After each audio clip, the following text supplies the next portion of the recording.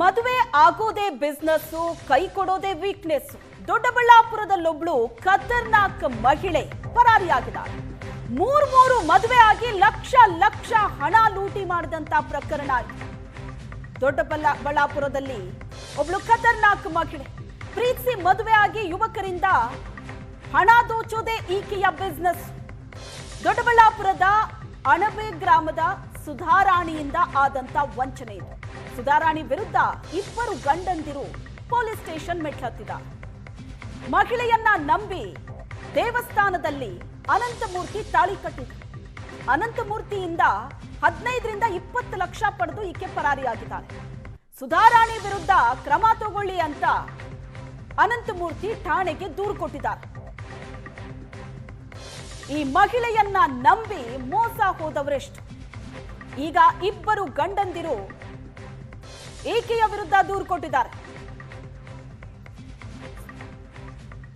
ಮೊದಲನೇ ಗಂಡನ ಜೊತೆ ಸುಧಾರಾಣಿ, ಆಕೆಯ ಫೋಟೋ ನೋಡ್ತಾ ಇದ್ದೀರಿ, ವೀರೇಗೌಡ ಅಂತ.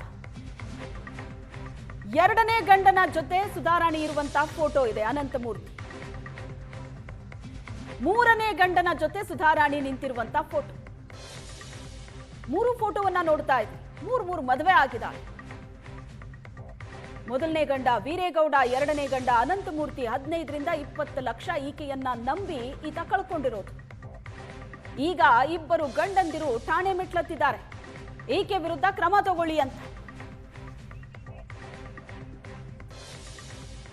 ಈ ಥರ ಕೊಡ್ತೀನಿ ವಾಪಸ್ ಅಂತ ಹೇಳಿದ್ರು. ಸರಿ ಮೇಡಮ್ ಆಯಿತು ಅಂತ ಸುಮ್ಮನೆ ಅದೇ. ಈ ಥರ ಅವರೇ ಈ ಥರ ಇಷ್ಟಪಟ್ಟಿದ್ರು, ಮದುವೆ ಆಗೋಣ ಅಂದರು.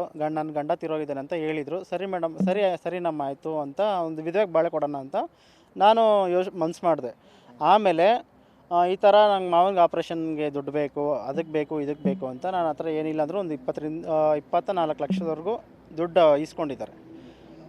ಅದು ಈಗ ಅವರು ಕಂಪ್ಲೇಂಟ್ ಕೊಟ್ಟಿದ್ದಾರೆ. ಇವಾಗ ಗಂಡ ಬದುಕಿದ್ದಾರೆ, ನೋಡು ಗಂಡ ಬದುಕಿದ್ದಾರೆ.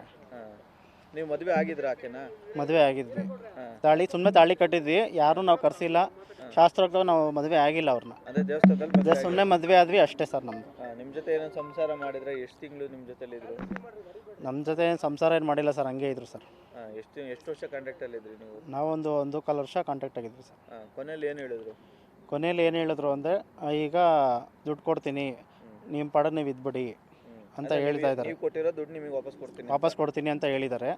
ಅದಕ್ಕೆ ಅದು ಆಯಿತು ಬಿಡಿ, ನಮ್ಮ ದುಡ್ಡು ನನಗೆ ಕೊಟ್ಬಿಡಿ, ನನಗೂ ನಿಮಗೂ ಯಾವ ಸಂಬಂಧನೂ ಇಲ್ಲ ಅಂತ ನಾನು ಇದು ಮಾಡಿದ್ದೀನಿ ಸರ್. ಈಗ ಹುಡುಗರನ್ನ ಟಾರ್ಗೆಟ್ ಮಾಡ್ಕೊಂಡು ಈಕೆ ದುಡ್ಡುಗೋಸ್ಕರ ಈ ರೀತಿ ಮಾಡ್ತಿದ್ದಾಳ ಏನು ಅಂತಲೇ ವಿಚಾರ ಗೊತ್ತಿಲ್ಲ ಸರ್. ಅದು ನೀವು ಅವ್ರನ್ನ ಪ್ರಶ್ನೆ ಮಾಡ್ಬೇಕು ಸರ್. ನಿಮ್ಗೆ ಈಗ ಅನ್ಯಾಯ ಆಗಿದೆ? ನಮಗೂ ಅನ್ಯಾಯ ಆಗಿದೆ. ನನ್ನ ದುಡ್ಡು ನನಗೆ ಕೊಟ್ಟರೆ ಸಾಕು ಸರ್. ನಾವು ರಾಜಿ ಆಗಿದ್ದೀವಿ. ನನ್ನ ದುಡ್ಡು ನನಗೆ ಕೊಟ್ಟರೆ ಸಾಕು, ನನ್ನ ಪಾಡ ನಾನು ಇರ್ತೀನಿ ಸರ್. ಅವರು ಬೇಕಾಗಿಲ್ಲ ನನಗೆ, ಅವ್ರದ್ದು ಇನ್ನೇನು ಬೇಕಾಗಿಲ್ಲ ನನಗೆ. ನಾನು ಕೊಟ್ಟರೆ ದುಡ್ಡು ನನಗೆ ವಾಪಸ್ ಕೊಟ್ಟರೆ ಸಾಕು ಸರ್. ಈ ಥರ ಕೊಡ್ತೀನಿ ವಾಪಸ್ ಅಂತ ಹೇಳಿದರು. ಸರಿ ಮೇಡಮ್ ಸರ್, ನನ್ನ ಕರ್ಕೊಂಬಂದ್ಬಿಟ್ಟು ತಾಯಿ ಇಲ್ಲ ಅಂತ ಹೇಳ್ಬಿಟ್ಟು, ನೀನೇ ಗಂಡ ಅಂತ ಹೇಳ್ಬಿಟ್ಟು ಗಂಡ ಅಂತ ಹೇಳ್ಬಿಟ್ಟು ಕರ್ಕೊಂಬಂದರು ಅಲ್ಲಿಂದ, ಊರಿನಿಂದ, ನಮ್ಮೂರಿನಿಂದ. ನೀನೇ ಅಳಿನೋ, ನೀನೇ ನನ್ನ ಮಗನ ಅಂತ ಹೇಳ್ಬಿಟ್ಟು ಕರ್ಕೊಂಬಂದು ಮೋಸ ಮಾಡಿಬಿಟ್ರು. ಆಮೇಲೆ ಆಯಿತು ಅಂತ ಹೇಳ್ಬಿಟ್ಟು ನನ್ನ ಪಾಡಿಗೆ ನಮ್ಮ ಮನೆ ಕಟ್ಟಿದೆ, ಎಲ್ಲ ಕಟ್ಟಿದೆ, ಏನು ಬೇಕೋ ಮಾಡ್ಕೊಂಬಂದೆ. ತಿರ್ಗಿ ಆಯಿತು ಅಂತ ಹೇಳ್ಬಿಟ್ಟು ಇವಳು 8 ವರ್ಷದಿಂದ ಸೋಲೂರು ಚೇತನ್ ಅಂತೇಳಿ ಮಲೆಯಾಳಕ್ಕೆ ಹೋದ್ಮೇಲೆ ನ್ಯಾಯ ಸಿಗಲಿಲ್ಲ ನನಗಲ್ಲಿ. ಅಲ್ಲಿ ಹೋದ್ಮೇಲೆ 3 ವರ್ಷ ನಾನು ಸಮಾಧಾನದಾಗ ಬರ್ತೀನಿ ಅಂತ ಹೇಳಿದ್ಲು ಇವಳು. ಸಮಾಧಾನಕ್ಕೆ ಬರಲಿಲ್ಲ, ಇದುವರೆಗೆ ಫೋನೇ ಮಾಡಿಲ್ಲ. ಸರಿ ಗೊತ್ತಾದ್ಮೇಲೆ ಹೋದ್ಮೇಲೆ ಗಂಡ ಅವನೇ ಅಂತ ಹೇಳಿಬಿಟ್ಟು ಅನಂತಕ್ಕೆ ಸುಳ್ಳು ಹೇಳಿದ್ದಾಳೆ. ಏನಂತ, ಗಂಡ ಸತ್ತೋಗ್ಬಿಟ್ಟವನೇ, ಹಿಂಗೆ ಆಗೋಗ್ಬಿಟ್ಟಿದೆ. ಇಷ್ಟು ಮಾಹಿತಿ ಗೊತ್ತು ನನಗೆ. ಮಕ್ಕಳಿರೋದು ಮಕ್ಕಳಿಲ್ಲ ಅಂತ ಹೇಳ್ಕೊಂಡವಳು ಅವಳು. ದತ್ತಕ್ಕೆ ತಗೊಂಡವಳು ಅಂತ ಹೇಳ್ತಾವಳೆ ಅವಳು. ಎಷ್ಟು ಜನ ಮಕ್ಕಳು? 2 ಮಕ್ಕಳು ಸರ್, ಒಂದು ಹೆಣ್ಣು ಮಗು, ಒಂದು ಗಂಡು ಮಗು. ನೀವು ಮದುವೆ ಆಗಿ ಎಷ್ಟು ವರ್ಷ ಆಯಿತು ಸರ್? 12 ವರ್ಷ ಆಯ್ತು ಈಗ. ಮದುವೆ ಆಗಿ ಈಗ ಜಸ್ಟ್ 27ಕ್ಕೆ 12 ವರ್ಷ ಆಯಿತು. Love marriage arrange marriage? Love marriage sir. ಅದು ಲವ್ ಮ್ಯಾರೇಜ್. ಸರ್ ಒಂದು ಈ ಬಗ್ಗೆ ಹೆಚ್ಚಿನ ಡೀಟೇಲ್ಸ್ ಅನ್ನ ಕೊಡ್ತಾರೆ ನಮ್ಮ ಪ್ರತಿನಿಧಿ ರವಿಕುಮಾರ್ ಇದ್ದಾರೆ ಸಂಪರ್ಕದಲ್ಲಿ. ರವಿಕುಮಾರ್, ಏನಿದು ಈ ಮೋಸಗಾರ್ತಿಯ ಕತೆ? ಯಾಕಂದ್ರೆ ಒಂದಲ್ಲ ಎರಡಲ್ಲ 3 ಮದುವೆ ಆಗಿದ್ದಾಳೆ. ಈಗ ಆಕೆ ಪರಾರಿಯಾಗಿದ್ದು ಯಾರ್ಯಾರು ಏನೇನು ಹೇಳ್ತಿದ್ದಾರೆ?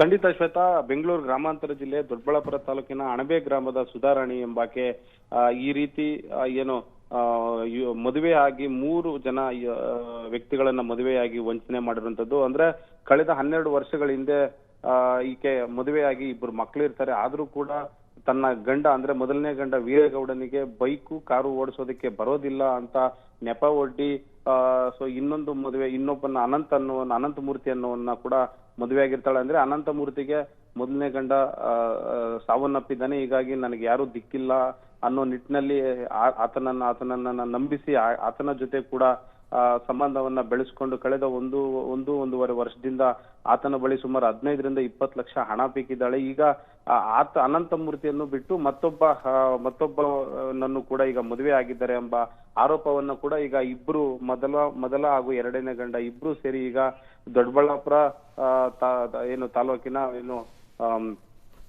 ಪೊಲೀಸ್ ಠಾಣೆಗೆ ಮೊರೆ ಹೋಗಿರುವಂತದ್ದು. ಅಂದ್ರೆ ಏನಾದ್ರು ಮಾಡಿ ನಮ್ಗೆ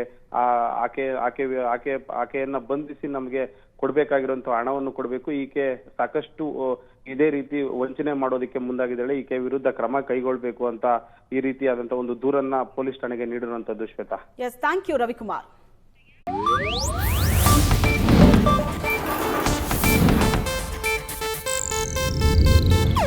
ಇದು ಏಷ್ಯಾನೆಟ್ ನ್ಯೂಸ್ ನೆಟ್ವರ್ಕ್ ಪ್ರಸ್ತುತಿ.